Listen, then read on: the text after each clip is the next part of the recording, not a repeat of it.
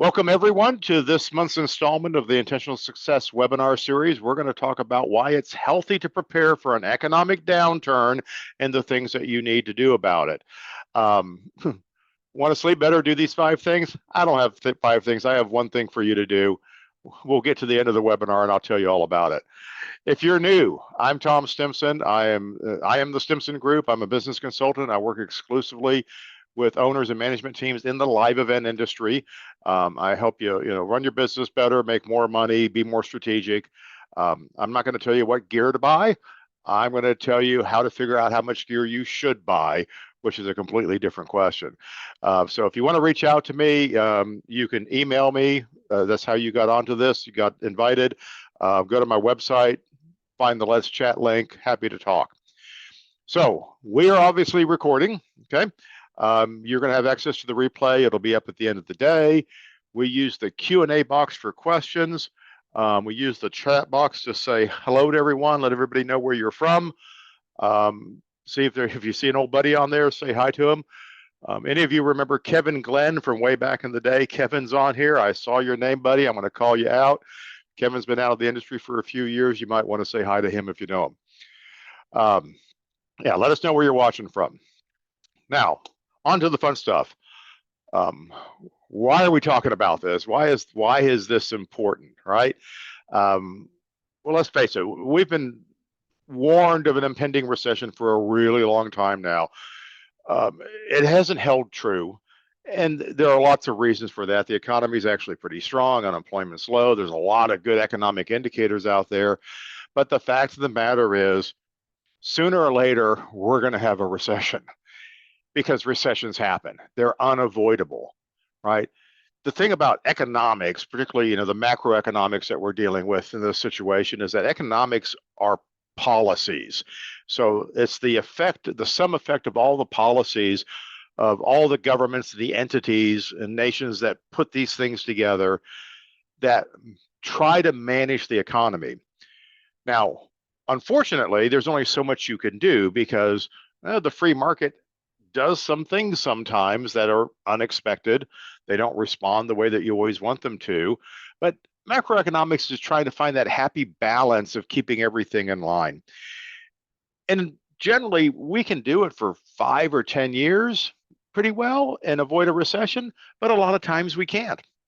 So what are some of the indicators that people are looking at that might lead to a recession? Well, the biggest one is the fact that we haven't really had one. We had a small one during the pandemic, but I'll talk about that in just a minute. So we need to have this conversation because I didn't think it was going to happen anytime soon a year ago. I still don't think it's going to be anytime soon, but it might be in the next 6 or 9 months, okay, which means we have time to do something about it. And let's face it, the things that we do to prepare for an economic downturn are the things that we should have done anyway.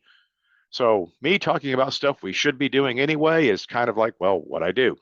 So let's talk about those things. Risk tolerance is a big piece of this. I don't have a lot of risk tolerance in my personal finances. I'll be straight up with you. I invest very conservatively, which means I haven't had the huge upswings that some of you have seen during certain years. But it also meant that in 2022, when most people's retirement savings dropped 25 to 40%, mine only shrank 8%. I'm low risk, right? Your risk tolerance in business is going to affect how you prepare for an economic downturn. And then I do want to make the point, and you will hear the point, that scalability means that you are always prepared. So scalable companies are inherently prepared for a downturn. And it will seem obvious if you are not familiar with scalability when I get to that point, why that would make the most sense. If you're scalable, you're already anticipating a downturn, and it's going to have less of an effect on you. If you want to call that recession proof, you can. It is a version of being recession proof as opposed to doing a product or service that is recession proof. Having a recession proof business model is also a great way to be prepared. So what happens in a recession for those of you who weren't around for the last big one or slept through it? Well, the first thing that you need to know about a recession is that by the time you find out about it, it's already going on. Because a recession We know a recession has started when we have 2 consecutive quarters of economic decline. So we're going to be in recession for 6 months before you actually hear about it on the news and they make the big announcement that, whatever government entity announces that we're in a recession says we're in a recession, right? So you're already there. A lot of things will have already happened. And honestly, as consumers, we're often the last to know. Major corporations are paying close attention to this, and sometimes they're telling us that a recession has started or about to start, even though we may not have the official designation till later. So a recession ends when the economy starts to grow again. So you can imagine that if we have 2 quarters of economic decline, that's a lot of downward momentum. Getting upward momentum again will take a little bit of time. And it often can take 3 quarters to get back up. That is a typical recession, is 10 months, 11 months. However, it depends on why the recession happened in the first place. All right. Now, what triggers a recession? Very often it's fear of a recession. And that's what we're seeing right now. A lot of what I'm hearing from major manufacturers who are looking at 18-month supply chain issues and things are seeing that an impending recession is causing them to change some of their business practices. You will hear it on the news. Microsoft laid off 5,000 people. Is that because they had a huge economic downturn? Or is it because they had 5,000 extra people, which is a rounding error on their payroll, right? It probably has more to do with the fact that they had too many people and this was a good time to do it. It tells their shareholders that they're being proactive, they're watching the bottom line, and they're getting ahead of a recession, which causes their stock price to go up. Not that, corporate management, public company management makes decisions just to affect the stock price, but in fact, that's exactly what they do. Very often you'll see these corporations do some profit taking right now in anticipation of a recession, because again, that boosts the stock price. They'll do stock buybacks, all sorts of things that they do, which starts to tell outsiders looking into the economy or economists that maybe there's a recession coming because these guys see a downturn. My personal opinion is they're triggering a recession because they're anticipating one coming, and that anticipation is what mitigates or precipitates that downturn. Economists will argue about that. It doesn't matter. We don't have any control over it. Right. Now, a recession could last 6 months or 18 months, depending on what triggered it, right? The pandemic recession only lasted 2 months, which means we had 6 months of decline, or 8 months of decline, because there's 6 months, boom, we're in a recession, and it went on 2 months longer. So given how big of an effect the pandemic had on economies in the US, it was actually a very short recession. The 2007 recession, okay, from the banking fiasco and the home mortgage loan rigmarole, was 18 months, which means it was 2 full years of decline, right? So what causes the recession? When it's gross mismanagement of public companies, that's one thing. When it's a natural disaster, that's another thing. Make sense? All right. So what are we expecting to trigger this recession? Yeah, we're looking that there might be a bubble. There's a bubble in the commercial real estate market. It's been there since before the 2007. Is there a bubble other places? Sure. Nobody's really clear on what it is, and they won't know until it happens. So since that's now completely vague, let's look at what happens when a recession occurs. Right? We see unemployment increases and we see wages stagnate. Companies are going to be really cautious, right? They're going to lay off people if their revenue decreases. Discretionary spending shrinks. What's that mean to us? The Christmas parties are going to be smaller, right? Some of the events we do are going to be a little bit smaller. Maybe not fewer people, but it's going to be chicken instead of filet, right? It's going to be 3 screens instead of 10 screens, okay? During a recession, prices actually tend to drop. Why? Because your supply increases. So demand goes down, supply goes up, prices decrease, right? So as supply builds up, prices start to drop for certain things. Not everything, which is important to remember.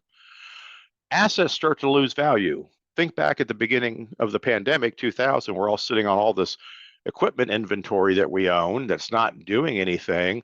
And we saw the resale price or the used equipment price market, we just saw that price get lower and lower and lower and lower until it started going back up again, right? So assets will start to lose value. Your company will be worth less money during a recession, right? And if you're unprepared and a recession comes, your company's probably going to burn through all of whatever available cash it has, right? You're going to have less income, your overhead, you're not going to be able to shift your overhead fast enough to avoid a lot of expenses. Because remember, we got 6 months of decline. You may not notice that you should have started reducing your overhead.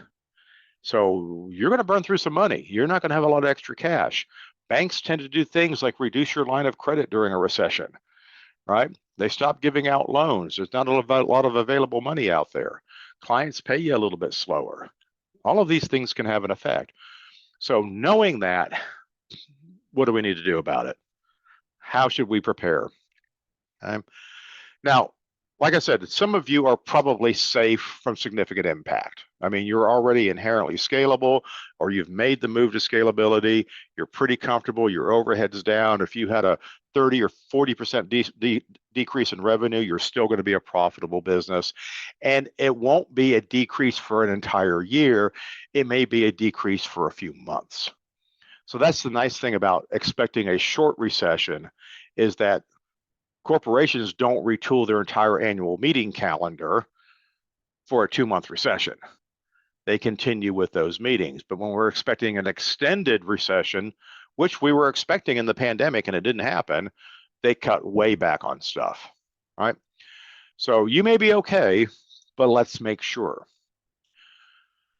Your risk tolerance is going to change during a recession. You may be pretty good about risk. You like taking chances. You're go, go, go moving forward. During a recession, your risk tolerance could change. You can become suddenly very risk adverse. You need to start learning how to do that comfortably so that, one, you aren't reactive and make mistakes, and two, you don't send everybody on your team into a panic. You're going to see supply chains affected, okay? It does mean you're going to be able to buy some things for less money, but it may be that some of your supply chain is not responsive during a recession. They've had to let employees go. They have to be very selective about how much capacity, or they simply can't buy the product that they need to sell to you because of the recession or because of the unavailability of cash. Okay? I already said, interest rates will probably go up. They've been historically very low for somebody who bought their first house on a 10% mortgage. You guys have it easy. Available lending will shrink. Like I said, you can expect your line of credits to maybe dry up or be cut during a recession. We need to prepare for that. But if you're prepared, you could pick up some bargains. The best time to buy new equipment is about 6 weeks after the recession has been announced. Actually, call the manufacturer the week after, say, man, I was looking at making a major purchase, but I just don't know. I'm worried about this recession. I may just have to sit on this cash until it's a better time. And they will call you for the next 5 weeks when you finally say, well, look, I'm willing to make that commitment, but man, you've got to cut some price. You've got to throw in some more stuff. You're going to get a great bargain. Stick it to the manufacturer. They'll actually be grateful for your business, right? Investors look at recessions as a time to reduce their losses, right? They've lost some money they didn't have control. They can sell off assets. They can make purchases that they know will increase when the recession is over. You can buy low so that you can sell high later. Lots of good stuff going on there. Great time to buy companies if you're buying a company during a recession. So anybody who's a saver or has a low risk tolerance is generally going to do better, right? So if you're used to keeping a lot of cash on hand and have a lot of liquid cash, things that you can easily convert to liquid, you're going to do much better during the recession. And you might even be able to make some timely investments that will help you. The 2007 recession, Southwest Airlines bought a ton of fuel at really, really low prices. And airlines buy fuels on 5 to 7 year future schedules. They did a great job. It helped their bottom line for many, many, many years. Sometimes you're smart, and sometimes you're lucky, and often we see this happen during recessions. Now, some of you are thinking, and some of you are on this call because you're wondering if you can afford a recession. Well, that's the right question, isn't it? Right. So let me help you do a quick analysis to figure out whether or not a recession is going to be dire for you, or you're going to have to slash and burn your company in order to survive. Very rarely will we need to do that. There was the 2001 recession, which was very awful for our industry because it coincided with a 9/11 event in which, air travel was basically shut down for 3 months when all events were canceled, yada, yada, yada. That's a different type of recession. That's a different set of circumstances because we had two bad things happen at the same time. No one got through that without drastically cutting their team, unless they had a ton of cash on hand and they can just afford to take the hit. So how do you figure out whether or not you can do all of this? Well, take a look at your revenue. Look at your trailing 12 months revenue history, okay? We're a seasonal industry. I bet it looks something like this. You had good months and bad months. Maybe your bad months were worse than what it looks like on here. Maybe your good months were even bigger than what it looks like on here, but you had some sort of up and down. But the point is you never hit zero, right? So your revenue is always there. And very often owners will look at this and say, well, hey, we did $8 million in 12 months, so my average revenue is X, and so I build a business model around my average revenue. And it kind of makes sense on a 7th grade math level, right? And I understand why people do that, but in fact, it's actually extremely unrealistic. Because if you look at your average revenue and then you match your overhead to the revenue, then you get an extremely high overhead number. And this is what we often see our industry because we build our company around our busiest months, not around our slowest months, because we want to have the equipment and the people available to respond and say yes and take on more revenue when we're busy.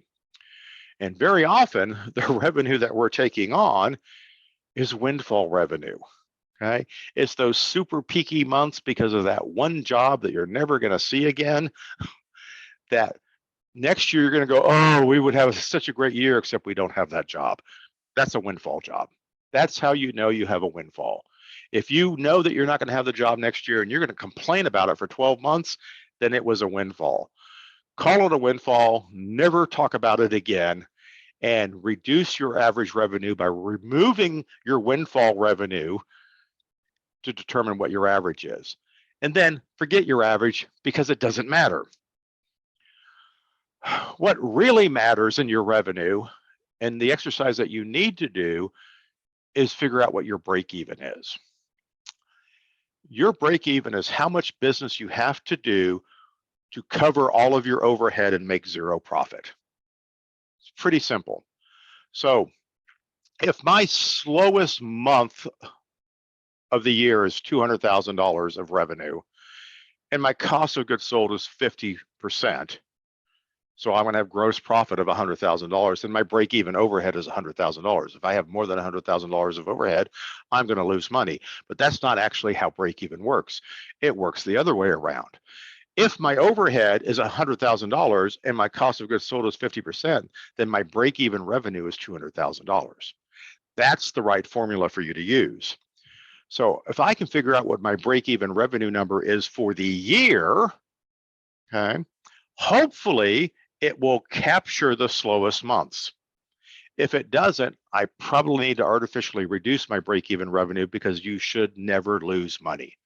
And I know that's hard for many of you to imagine, particularly you've been in the industry as long as I have. Of course you lose. We don't ever do business in July. Of course we lose money in July. Why? You lose money in July because you have overhead for September. That's why you lose money in July. Do you need that overhead? Well, I'm going to argue that you don't, right? I'm going to argue that you can run your business with scalable overhead if you change your processes, if you change what roles you have in your business, and we'll get to that later. This all you're going to hear me talk about forever is scalable businesses. Scalability is very important to this conversation. If I can move towards a more scalable model, then I'm going to be better prepared for an upcoming recession. You may not get as far as I hope you will get, in the time that you have right now, but over the next 18, 24, 36 months, if you move to a scalable model, you're going to make money every year. You're going to make more money for the same amount of revenue, and you're going to have less to worry about, less stress, much less risk. I can't imagine a better situation. But many of you aren't there right now, so let's talk about what you can do before in lieu of all of that.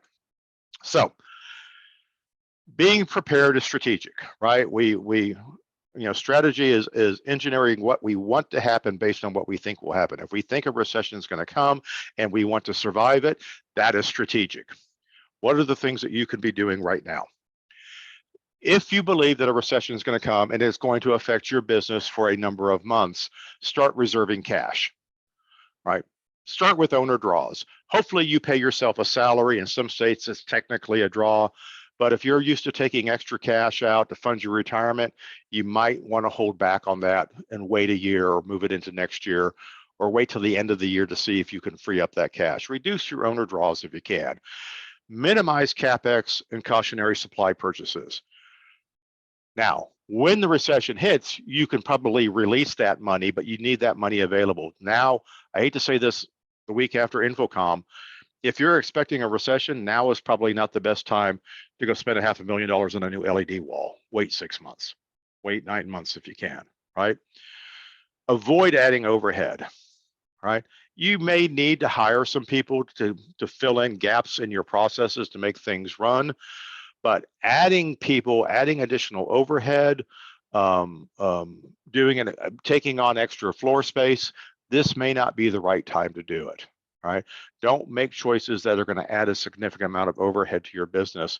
Wait until it's a better time to buy, or we're through this economic downturn, right? Just put it off for a little bit. Again, you be you. If your tolerance of risk is, I don't have a lot of worry about risk, do what you want to do right now. You have an advantage. You may get smacked down for it, but that's the risk you're willing to take. If you are risk averse, here's some things you can do. Reserve some cash. What would I like to have in cash? I want to have 6 months of overhead expenses and liquid assets. If I need $200,000 a month to run my business, if I have no revenue, it costs me $200,000. Hopefully we're still here. Are we still on? Okay. If I have it takes me $200,000 to run my business, I need $1.2 million in liquid assets, right? Always, right? I need to be able to get to that somehow. So hopefully you can do that. All right. Now, at the same time, I'm going to tell you to reduce debt, right? By reducing debt, you're going to free up monthly cash flow. Debt doesn't hit your P&L. It doesn't, it's not part of your profit and loss statement. But if you've got leases or equipment loans or building loans, reduce that debt whatever way you can. Now, that's going to free up money. If I can pay off a debt, then that's going to free up some cash flow, which can go to my cash balance, which will help me get to that 6-month number. It will also help you appear more credit worthy, because if your bank is looking at you as high risk, they're going to cut your line of credit during a recession. Even if there's not a recession, they will sometimes cut your line of credit if they think you are looking risky. Another thing you can be doing right now is diversify your income. Now, I will say, without giving up margins. So it's not finding places that are lower margin business so you can have more revenue with lower margins. I'm talking about maybe expanding the lines of business, broadening your customer profile, extending less credit, okay? All of these things are going to help diversify your income. If a lot of your balance sheet is tied up in receivables, that's actually a problem. Oh, we have all this money coming in. Banker's going to say, well, do you? How's the recession going to affect your customers? So improve your income by collecting, right? Don't extend credit if you can avoid it. We shouldn't do it anyway, but we have a history of doing it. We have to get out of that habit. Now's a great time to start insisting that you get paid in advance, and all you're negotiating at the end of a job is change orders. Worth considering. So these are the basic things. Any financial plan or any Forbes article is going to tell you exactly what I just told you. It's not that complicated, but be aware of your sensibilities about risk, because that's going to affect how hard you push on these things. Now, the bigger question for many of you is, how do you actually recession proof your business? Okay. And this is probably the best argument I have for developing a scalable business model, because it will help make you recession proof. In fact, it might be recession proof. I don't know yet until we've tested it, right? I'll let you know in a year how well my clients fared, but I think they're going to do fantastic. We've already done the forecast. We've run we've taken their baseline forecast. We've reduced their revenue to below what they know is going to happen, and see how their overhead holds up, and they're fine. My scalable clients can easily survive a 12-month recession and reduce their income, their revenue by 40 or even 50%, and do well. And even if they had to make some reductions in overhead, they would be relatively minor and easy to replace when the economy picks back up. I don't think we're going to get anywhere near that severe, but we do want to look at a worst case scenario and decide what our risk tolerance wants us to, plan for. What's the level of recession that we're going to expect to happen, and plan for that. So what is scalability? So if you're new to this conversation, and it's okay if you are, because this is something I'm very recently talking about, and I will be clear, most of you on this call are what I would call more loyal followers and are on these regularly. This is all I'm going to talk about for the next 5 years until I retire, because I think scalability is the answer to many of the problems that I've been trying to help you with over the years. We didn't understand scalability until the pandemic showed it to us, and the way the pandemic showed it to us was to take all of our revenue away, but not our hope. How much overhead do you need if you still have hope but you don't have revenue? And this is where our scalable models came out of. So scalability is the business model where your overhead expenses are not designed to subsidize direct costs. In other words, I don't have a salesperson on my team who can also call shows, which should save us money because we don't have to call a show director. That's a cost subsidy. I don't have an owner who goes out and acts as a production manager because he's less expensive than hiring a freelancer or putting another person on staff. That's a subsidy. I don't buy equipment so I can lower the price for my customer so I can win the job. That's a subsidy, right? So if we're adding overhead expenses so that we can lower our price or artificially lower our costs on a per job basis, that's inherently unscalable, because as soon as you run out of internal capacity, everything else you buy is more expensive, and all your pricing is based on having it internally, right? How many times has that been a problem in your career? The opposite of scalability is to have all your staff and all your equipment in-house and never outsource anything. And there are companies out there who have attempted to be perfectly unscalable by having all of their overhead in place so that they could say yes to all of their jobs and never have to outsource, and their job cost looks fantastic. The business results, not so much, because they end up having to sell on price so they have enough revenue to cover that overhead nut, which is what we call, say it with me, the death spiral, right? The more you do that, the lower your prices get, the more we have to do it, until you get to the point where revenue won't even solve your problem anymore. Now, extreme scalability is not a thing, right? If you are extremely scalable, you're going to sacrifice some very important things. Generally, it's a selling ability, which means that your forecast is unreliable, or you're going to sacrifice quality. So we don't want to be on either end of the extreme, but we want to be at that sweet spot that is mostly scalable, where we take very cautious view of inside direct expenses when it makes financial sense, not because we're too lazy to outsource, which is another problem that we all typically have. So what makes a typical event production company tick? I see you guys, I know who's on the call, I know how you guys work, you're my people. You want to own the gear, you want to have your own trucks, you want to employ the workers, including the direct labor, because it saves you money. They're handy, they're available, you can take last minute jobs. And then we look at our job cost to make sure that we sell it correctly so that every job makes money. All right? It seems perfectly sensible. You could take your average MBA, of which I am one, present this to me and they go, well, that makes sense. Okay. Until you tell me that your business is seasonal. If you had the same revenue every month of the year, give or take 5 or 10%, this makes perfect sense. When you have the revenue swings that we see in our industry, this is kind of insane. And yet, maybe that's why I'm a little crazy, because this is what I've been doing for 40 years. So this has become a problem. And again, the pandemic showed us why this was a problem. So when we have a company like this, what we also end up with is silos, right? We got the sales silo, we got the operations silo, we have the show people who are their own breed and don't take direction from anyone. We have the accounting admin silo, right? And then we have a project manager or production manager, if you will, that moves an order through the system because the silos don't talk to each other. And we end up with sales versus operations and operations versus show people and show people first versus accounting, because God forbid they do an expense report, right? This is wrong, right? This does not work. And in this system, the project manager role represents a fundamental failure in process. The project manager role exists because your processes aren't working, and it takes a human being, a hero, to move an order through the system. And not all your project managers are equal. Not all of them do it the same way, which is not surprising because there's no processes in place. And if you had the processes in place, you wouldn't need the project managers.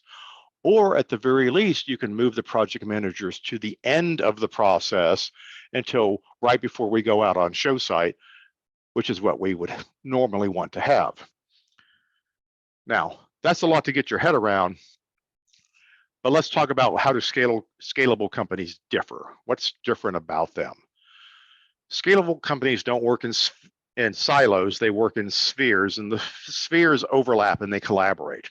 And the three primary spheres that we talk about in scalability are the sales sphere, the planning sphere, and the procurement sphere.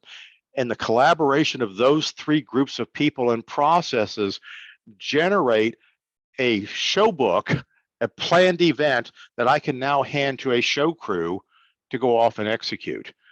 I only incur a direct expense when I have sold something. I can do everything up until that point. Now, can I bring a project manager in earlier in the process? Of course you can. I'm not telling you to never use project managers. I'm telling you, I don't need the entire team to be involved, and I don't need a project manager involved in the selling process. Well, who's going to do the site surveys? That's the wrong question, right? Because if your answer to everything is the project manager does it, that just means you're not using the right process. What's the process we need to use in sales that doesn't require me to have a project manager involved in the selling process? Better question, right? So we got the sales group that generates strategic revenue. We have the planning group, which organizes the fulfillment for all of the jobs, large and small, the same way. We have the procurement sphere, which takes orders from planning about who do I need to hire, who do I need to book, what airline tickets do I need to buy, what equipment do I need to order, what do I need to subrent. Procurement is huge. It's much bigger in a scalable organization than it is in a traditional live event organization where we don't want to do procurement. We don't want to hire things. Something bad has happened if we've subrented or hired outside labor. And so we just put entry-level admin people into many of those roles when in fact procurement is actually strategic because it can increase your overall capacity. It can make you a company that's able to say yes more effectively and make money when they do it. Now, around these three spheres is another sphere of strategic administration. It's the owners, the mission, vision, values of the company, and then it's all those people that keep the spheres working, right? I got HR, I got office management, I've got IT. There's a whole bunch of stuff in there that we need to make sales, planning, and procurement effective every day and take care of the things that they need done. What I like to say is, the toilet's still got to flush and the internet's still got to work. Somebody's got to take care of that. And it better not be anybody on those three teams because they're too busy planning jobs for the future. I need somebody else to take care of the now. So in a recession, what typically happens in the traditional model versus the scalable model, right? In the traditional model, your revenue is going to become even more seasonal. It's going to be more volatile, more feast or famine revenue. Every extra dollar is going to become very valuable to you, even to the point where you start to lie to yourself a little bit about how much gross profit you're generating because all you see is the cash flow, right? We're going to reduce margins to maintain revenue. We're going to try and keep our revenue up because we have this revenue target based on this huge overhead number, but I will see my margin shrinking. So my revenue is going to provide less gross profit to contribute to my overhead, which means I actually need more revenue because I shrunk my margins, right? It's funny how that works. You're going to make some gambling decisions about how long it's going to last, right? You may hire somebody you shouldn't be hiring right now because you're betting on it to be short and it isn't. You're going to run the risk of running out of credit or cash because you have so much invested. If you don't have a 6 months of operating income set aside to pay for all these things, then you're going to have to live with some not only negative profit but negative cash flow. Right now, scalable companies have a lower break-even point, right? And that's going to allow their operations to continue as before. They're simply not going to be processing as many orders. They're not going to earn as much gross profit, but you could generally take a scalable business, cut their revenue in half, and still be profitable, right? So they're going to focus on finding profitable revenue, not chasing dollars or empty revenue by slashing prices. There are still good buyers out there. Even during the pandemic, there were good buyers out there who wanted things done well and came to you and asked you to do that. They're going to exist in any kind of a recession. Scalable companies are going to control their costs because that's part and parcel with what they do. They're always going to focus on quality because that is part of the relationship between the planning and the procurement sphere, is that we are not going to compromise on quality when we're outsourcing. Okay, they're going to control costs because outsourcing is always looking at the cost of things and reporting it back to sales, and sales is taking that cost, selling from cost, adding margin on it, which means we never lose money because we made up a price. Big difference. Much more survivable of a model. So your checklist and getting ready for all of these things. Keep your overhead under control. Now, all of your unused direct costs are overhead. If you have zero revenue and you still have cost of goods sold because you have technicians on staff who are to cost of goods sold, that's really overhead. So take a look at that situation. What can you do to reduce the amount of potentially unused direct costs? Okay. You need to talk to your customers, right? When recessions hit, when things start to change, and often they start changing really fast, they start canceling shows and then telling you about it later. Get ahead of that. Let them know, say, hey, we understand there's some economic stuff coming. I see what you guys are doing in the public space. What can we do to mitigate the budget, the impact that's going to have on the budget for your show? Let's start making some cuts right now. I have some recommendations for you. That's a better position to be in than finding out later, we canceled, we're not going to use you for the show. We're just going to go with in-house. Everybody's least favorite news, right? Get ahead of it. Talk to your customers. And then the third thing is you've got to protect your cash. Enforce payment terms. Do not negotiate payment terms. You can negotiate price, but not terms, right? But somebody says, yeah, but I really need 60-day terms. I would say walk away. The last thing you need to do is get into the middle of a recession and find out that 60-day terms are coming from a company who is going to go bankrupt during the recession. And this happened to me in the 80s. Where I took an order from a client for a product that I installed for them. It cost $5,000 out of my pocket. I wasn't charging them enough. I charged them $8,000 to buy it, install it, which was not a trivial thing, as a video projector that was hanging 30 feet over a theater.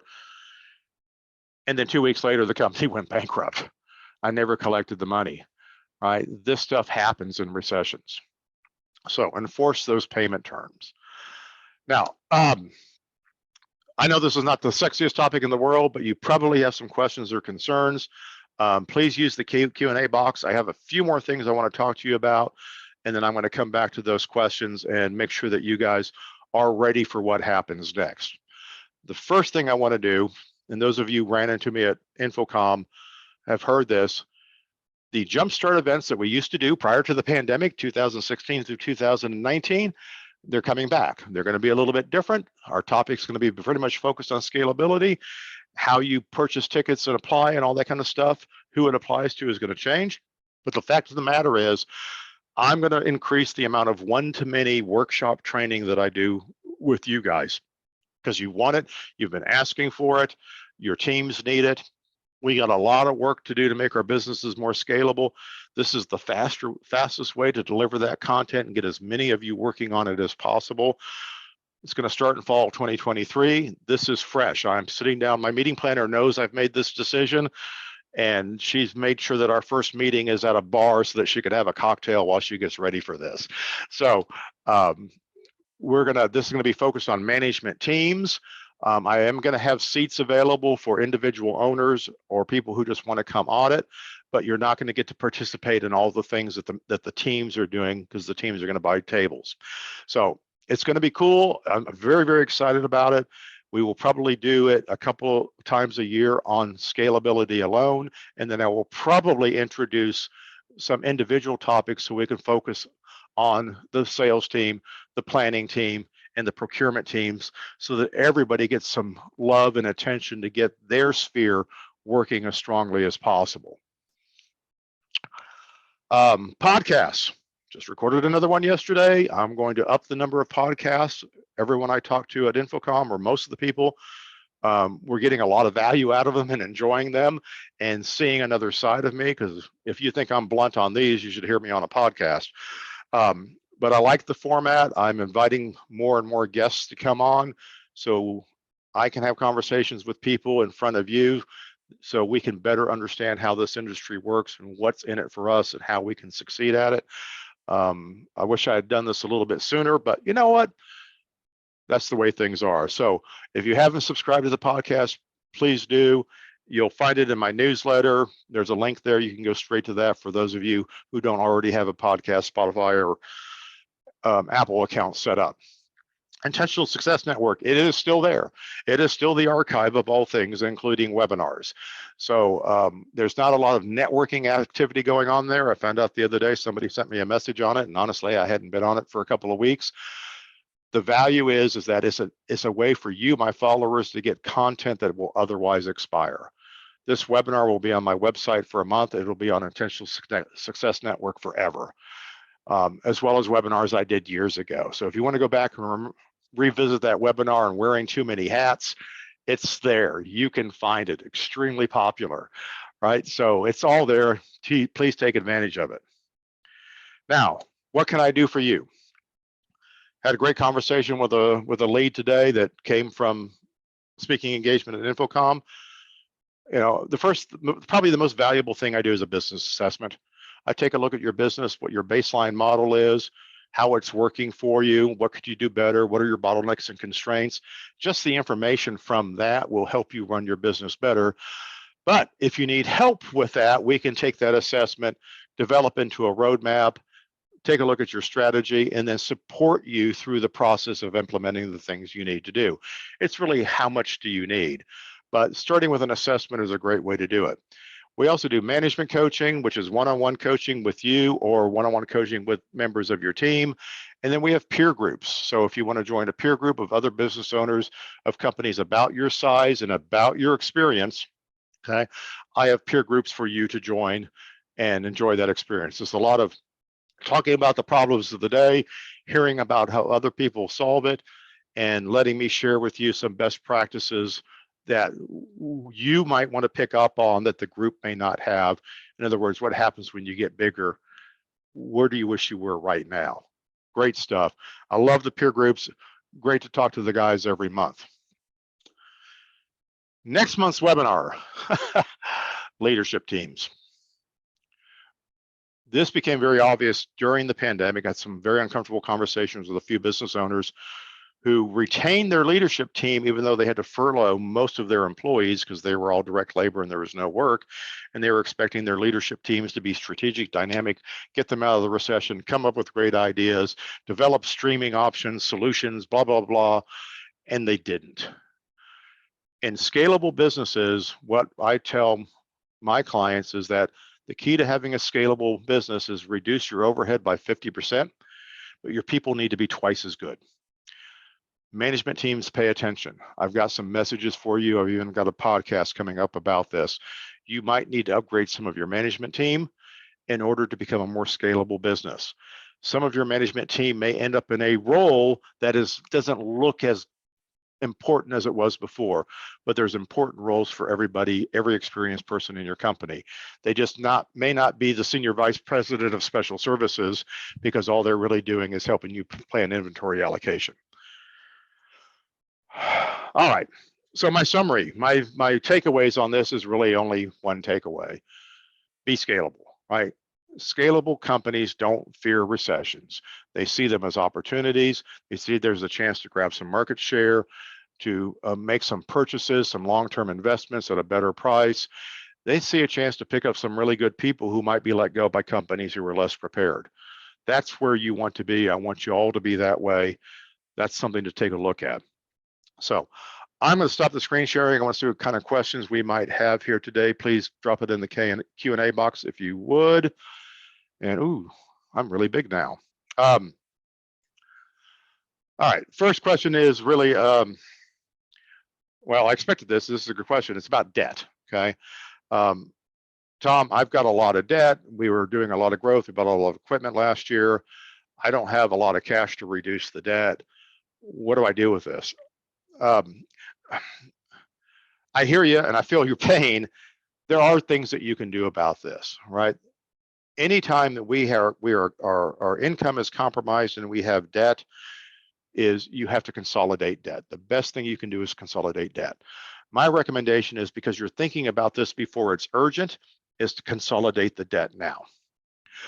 One thing to consider, if you have a line of credit and you only use it when you need it, you just tap it, to get through those months where, cash flow is not keeping up, maybe you consider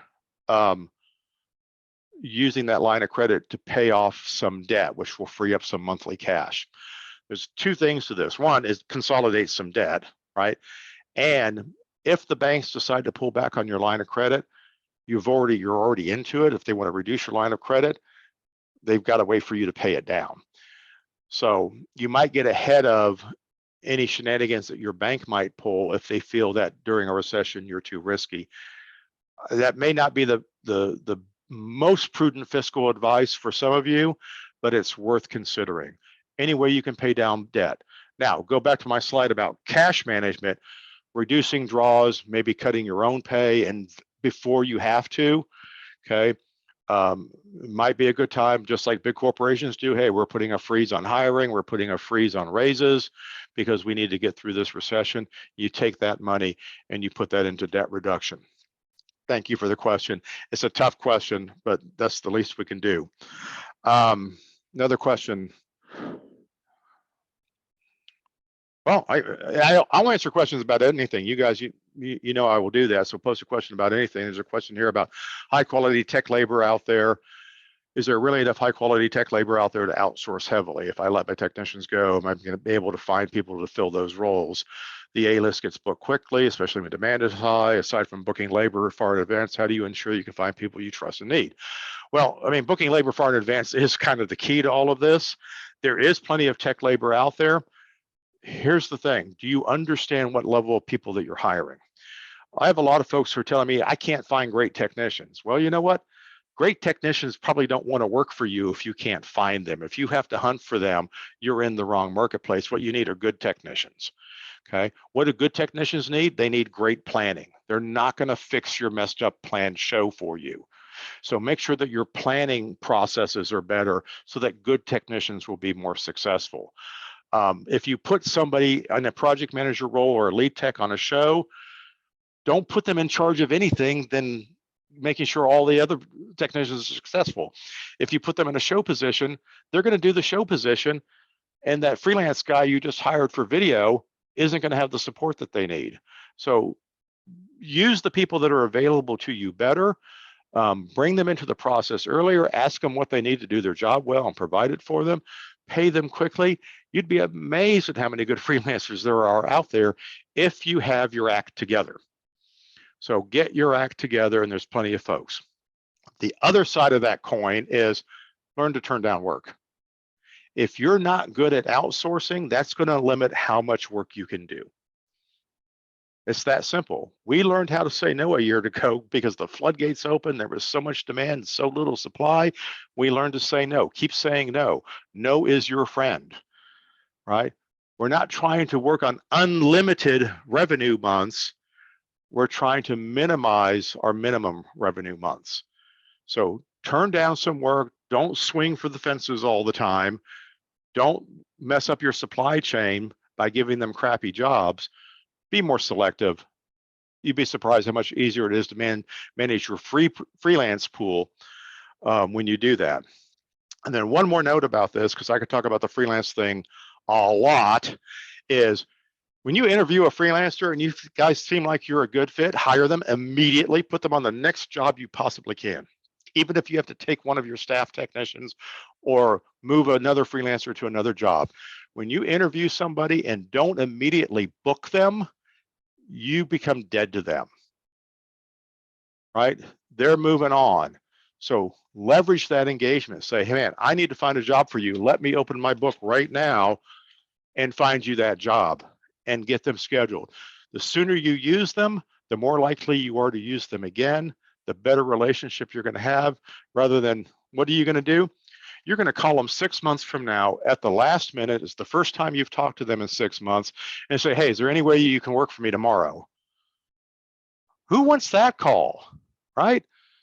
That's not going to make them feel warm and fuzzy. You find good people, you use them now. You've got people that you can replace them. All right. Another question here, can you speak a little on fitting scalability principles to centralizing our services?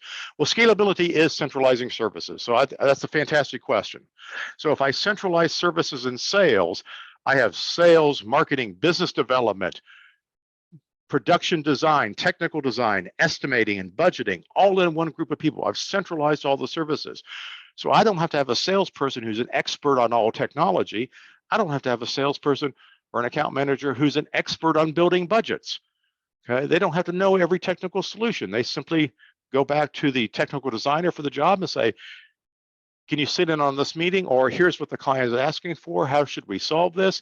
Can you help me put the budget together? And you have a dedicated resource that makes that happen.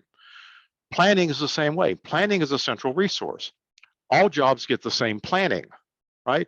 So I have a senior production manager or technical director who looks at all the jobs, runs them through the same template to make sure that we've checked everything, we've expected everything, we've accounted for everything, and we've placed those orders with procurement, which is another central service.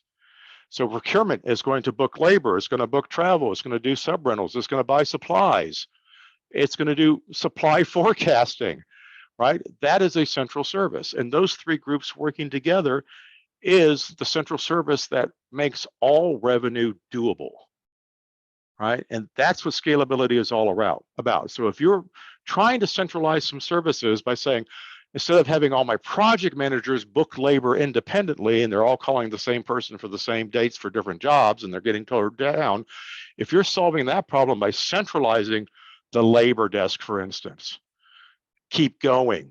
You're not done. That's the first step. Anything that multiple people are doing that one person could do should be centralized. That's the key to scalability. Fantastic question. All right. Any more questions here? All right. This, guys,